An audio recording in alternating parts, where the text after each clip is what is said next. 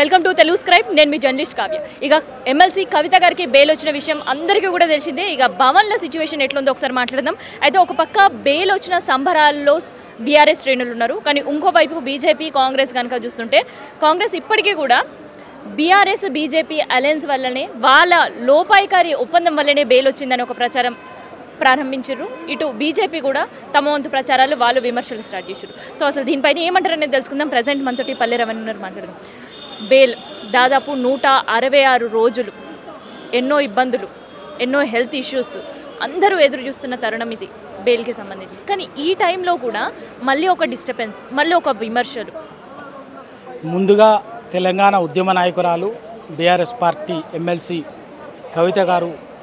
కవిత గారికి ఎట్టకేలకు 5.5 నెలల అక్రమ నిర్బంధం తర్వాత కూడా బెయిల్ రావడం పట్ల సంతోషం వ్యక్తం చేస్తున్నాం, స్వాగతిస్తున్నాం.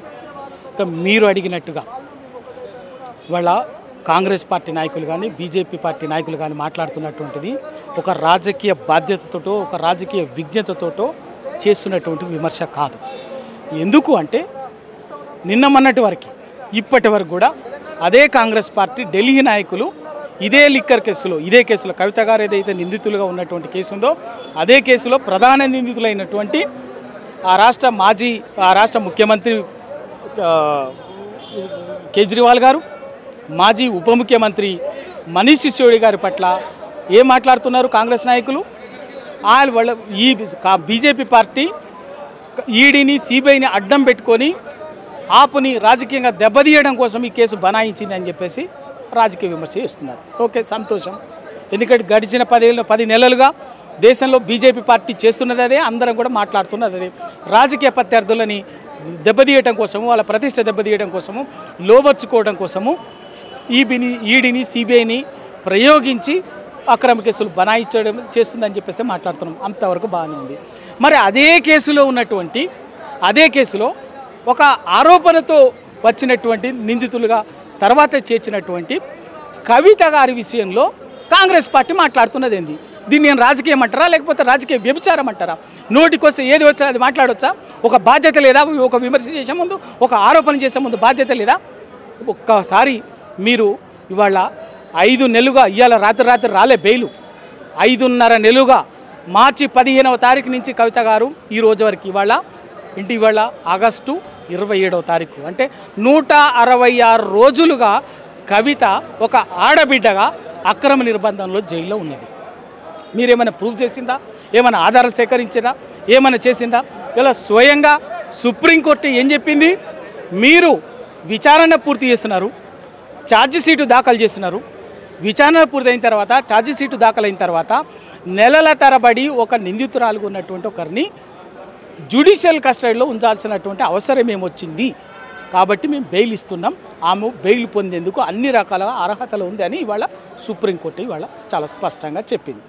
దీనికంటే ముందే గడిచిన విడతల ఆగస్టు 10వ తారీఖు జరిగినటువంటి దాంట్లో ఆ రోజు సుప్రీంకోర్టు అని చెప్పి మీరు ఆగస్టు 23వ తారీఖులోగా మీకు ఏం చెప్తారో వాటన్నిటి కూడా ఫైనల్గా మీరు చెప్పదలుచుకున్నటువంటిది ఆ రోజు కల్లా పూర్తి చేయాలి అని చెప్పేసి చెప్పి ఆ తర్వాత కదా వీళ్ళు మాట్లాడటం మొదలుపెట్టింది. సుప్రీంకోర్టు ఆ రోజే చెప్పింది ఆగస్టు 23వ తారీఖులో పూర్తి చేయాలి అంటే సహజంగా ఏమైతే ఒక బెయిల్ వస్తుంది అన్నటువంటిది వచ్చింది. అది పక్కకు పెట్టి వాళ్ళ రాజకీయంగా కేవలం కేసీఆర్ గారి ప్రతిష్టని, టీఆర్ఎస్ పార్టీ ప్రతిష్టని దెబ్బతీయడం కోసమే వక్ర బుద్ధితోటి చేస్తున్నటువంటి రాజకీయ విమర్శ తప్ప వేరే ఇంకేమీ లేదు. ఒకవైపునేమో ఇద్దరు బీజేపీ, ఒకవైపున కాంగ్రెస్, ఇద్దరు రేపు ఇక తెలంగాణలో టీఆర్ఎస్ పార్టీ అయిపోయింది, రాజకీయంగా అది మనగడే ఉండదు, దాని కథం అయిపోయింది, మేము ఇద్దరమే వెళ్తాం ఇక భవిష్యత్తులో రాజ్యం అని చెప్పేసి ఒకవైపున వాళ్ళు మాట్లాడతారు, వీళ్ళు మాట్లాడతారు. మళ్ళీ కాంగ్రెస్ వాళ్ళేమో టీఆర్ఎస్ బీజేపీతో మిలకైంది అంటారు, బీజేపీ ఏమో కాంగ్రెస్తో మిలకైంది అంటారు.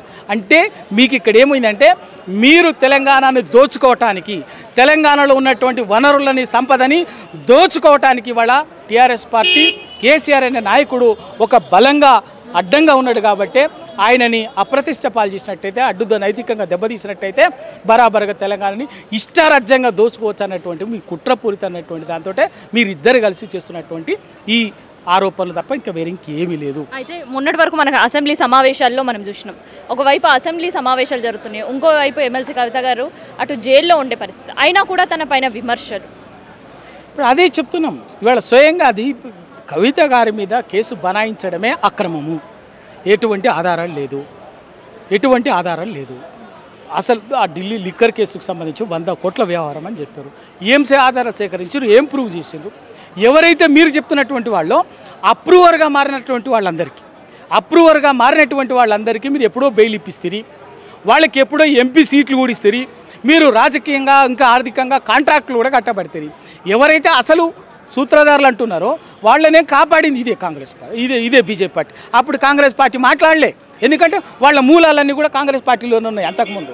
కాబట్టి అది ఎవరైతే ఉంది. కానీ కవిత విషయంలో మాత్రము ఇద్దరు కూడబలుపుకొని ఒకటే మాట్లాడతారు. ఎందుకంటే కేవలం ఇవాళ తెలంగాణలో ఒక బలమైన రాజకీయ శక్తిగా ఉన్నటువంటి, తిరుగులేని రాజకీయ శక్తిగా ఉన్నటువంటి తెలంగాణ అస్తిత్వము, తెలంగాణ ఆత్మగౌరవం పునాదిగా ఉన్నటువంటి పార్టీ దీన్ని ఏం చేయలేకపోతున్నటువంటిదా అన్నటువంటి ఏంటంటే కవిత గారి మీద అక్రమ కేసు బనాయించి వీలైన రోజులు జైల్లో ఉంచినట్లయితే కేసీఆర్ గారిని నైతికంగా కొంచెం దెబ్బతీయొచ్చినటువంటి ఒక రాజకీయ కుట్రపూరితమైనటువంటి రాజకీయ ప్రతీకార చర్యలో భాగంగా చేసిందే తప్ప వేరే ఇంకేమీ లేదు.